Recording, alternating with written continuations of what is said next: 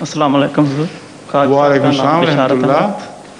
جماعت نوازمبرگ سے. جی حضور میرا سوال ہے کہ اللہ تعالیٰ کے ہر کام میں ایک ہی حکمت ہوتی ہے، مگر کسی انسان کے بیمار ہونے میں خدا تعالیٰ کی کیا حکمت ہو سکتی ہے؟ کسی انسان کے بیمار ہونے میں، جبکہ چھوٹے چھوٹے معصوم بچوں اور بڑوں کو ایسی اذیت ناک بیماریوں میں دیکھا جاتا ہے کہ وہ تڑپ تڑپ کر جان دیتے ہیں. ٹھیک ہے. اور حضور بعض بیماریاں ایسی ہیں جو کہ انسان کی خود بد پرہیزی سے لگتی ہیں، جبکہ ان کو پتہ ہوتا ہے کہ ان غذاؤں یا ان اشیاء کے استعمال سے ان کو جان لیوا بیماری ہو سکتی ہے. تو کیا ایسی ان کو بد پرہیزی سے جو بیماری لگے اس سے اس کی جو جان جائے تو کیا اپنی جان کا خود ذمہ دار ہوگا؟ آپ کا جو بیان ہے اس کے متعلق میں بار بار جو حوالے دے رہا ہوں کہ ایک کتاب میری آج کل چھپنے پہ تیار بیٹھی ہے، اس کے آخری نوک پلک درست کر رہے ہیں. اس میں اس سوال کو خصوصیت کے ساتھ بڑی تفصیل کے ساتھ سائنسی حوالوں کے ساتھ اٹھایا گیا ہے، اور اس کا جواب اتنا لمبا ہے کہ میں اس چھوٹی سی مجلس میں ایک ہی سوال کے سارے پہلو بیان نہیں کر سکتا.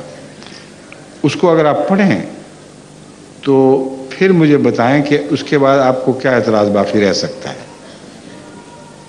بیماریاں ہوں، تکلیفیں ہوں، ایک انسان دوسرے انسان سے کم درجے کا بنا ہوا ہے، ایک زیادہ درجے کا بنا ہوا ہے، شکل صورت بھی ہے. تو جب آپ ایک بیماری کو خاص طور پر اٹھاتے ہیں تو اصل مقصد یہ ہے کہ ایک وجود تکلیف میں ہے، دوسرے نہیں ہیں.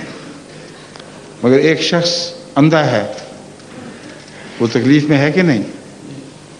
ایک شخص لولا لنگڑا ہے. یہی نہیں بلکہ اس کو چھوڑ کر اگر وہ سارے ٹھیک ہوں تو پھر آپس کے مقابلے پھر بھی رہیں گے. ایک زیادہ خوبصورت ہے، ایک کم خوبصورت ہے، ایک مضبوط ہے، ایک کم مضبوط ہے، ایک پھرتیلا ہے، ایک کم پھرتیلا ہے. تو جو مقابلے ہیں وہ تو جاری رہیں گے ہمیشہ. اس سوال کا آخری جواب صرف یہ بنتا ہے کہ اللہ تعالیٰ ہر ایک کو بین ہی ایک جیسا بنا دیتا تاکہ کسی کے دل میں کوئی جلن پیدا نہ ہوتی. یہی نتیجہ نکلتا ہے نا آخری، یا اس کے علاوہ بھی نکال سکتے ہیں کوئی. جو ایک دفعہ اس اصول کو تسلیم کر لیا کہ بعض لوگوں کو اپنی محرومی کا صدمہ نہیں ہونا چاہیے تھا ورنہ خدا تعالیٰ نے حکمت کا کام نہیں کیا، یہ اعتراض بنے گا نا. اس اعتراض کو مٹانا شروع کریں. مٹاتے مٹاتے مٹاتے مٹاتے آخر اس جگہ پہنچیں گے کہ اللہ تعالیٰ کو ساری مخلوق یعنی انسانوں کو کم از کم بین ہی ایک دوسرے جیسا بنانا چاہیے تھا. کوئی زیادہ عقل والا نہ ہوتا، کوئی کم عقل والا نہ ہوتا، کوئی زیادہ مضبوط جسم کا نہ ہوتا، کوئی کم مضبوط جسم کا نہ ہوتا، کوئی زیادہ خوبصورت نہ ہوتا، کوئی کم خوبصورت نہ ہوتا.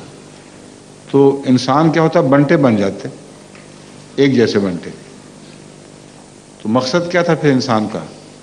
تو اس قسم کے سوال میں نے اس کتاب میں اٹھائے ہیں اور مختلف پہلوؤں پر غور کر کے ثابت کیا ہے کہ اگر موت اور زندگی اور ان کے درمیان جو فرق ہیں بیماری اور صحت وغیرہ کے، یہ نہ ہوتے تو انسانی زندگی ترقی کر ہی نہیں سکتی تھی، حیوانی زندگی بھی ترقی نہیں کر سکتی تھی.